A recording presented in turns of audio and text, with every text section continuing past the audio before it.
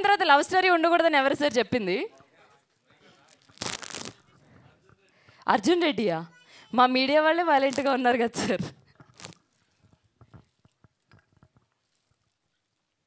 Sir నేను అడిగింది love స్టోరీయే. నేను ఇంకా స్టార్ట్ చేయలేదమ్మా. Okay okay. మేమంతా కొత్త వాళ్ళం కదా, సో మాకు కొద్దిగా టెన్షన్ ఉంటుంది. పట్టుకుంటాను సార్ మీకోసం. ఏం చెప్తే బాగుంటుందని ఆలోచనలు ఉన్నారు. అన్ని స్టోరీలు ఉన్నాయా సార్ మీ దగ్గర? నేను చెప్పడం మొదలు పెడితే కొద్దిగా ఇబ్బంది పడతారు అంతే మీరు అందరూ. వద్దులేండి సార్, ఇబ్బంది పడే వద్దు. సార్ నా పేరు ఖమ్మంపాటి శివశంకర్ వరప్రసాద్. స్మరణ్ రెడ్డితో నేను దాదాపుగా 10 years నుంచి జర్నీ చేస్తున్నాను అండి. నాని అంటే నాకు బేసిక్గా ఎమోషన్ ఒక షార్ట్ ఫిల్మ్ నుంచి నాకు బాగా పరిచయం. మేము కలిసి పనిచేస్తాం. హీరోయిన్తో అయితే నేను ఫస్ట్ టైం పనిచేస్తున్నానండి. సో ఇంకా మా ప్రొడ్యూసర్స్, మా మ్యూజిక్ డైరెక్టర్తో కూడా నేను ఒకసారి ఎమోషన్తో మనం కలిసి పనిచేస్తామండి. సారీ. సో ఇలాంటి ట్విస్ట్లన్నీ వస్తుంటాయి నిదానంగా ఒక్కొక్కటిగా. సో ఫస్ట్ క్వశ్చన్ యాంకర్ అడిగినట్టుగా లవ్ స్టోరీ కదా అడిగింది. Love story sir. నాకు ఇంకా పెళ్లి కాలేదండి.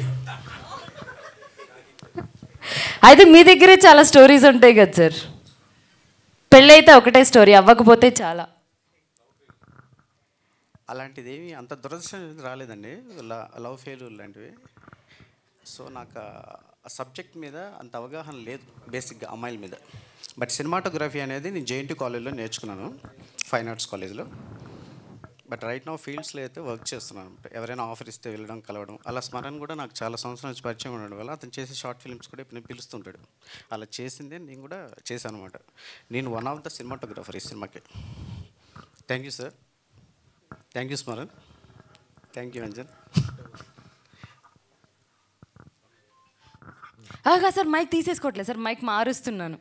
మీ వాయిస్ చిన్నగా వస్తుందో మైక్ చిన్నగా వస్తుందో తెలియక మైక్ మార్చాను. లేదండి, క్లియర్గానే ఉంది.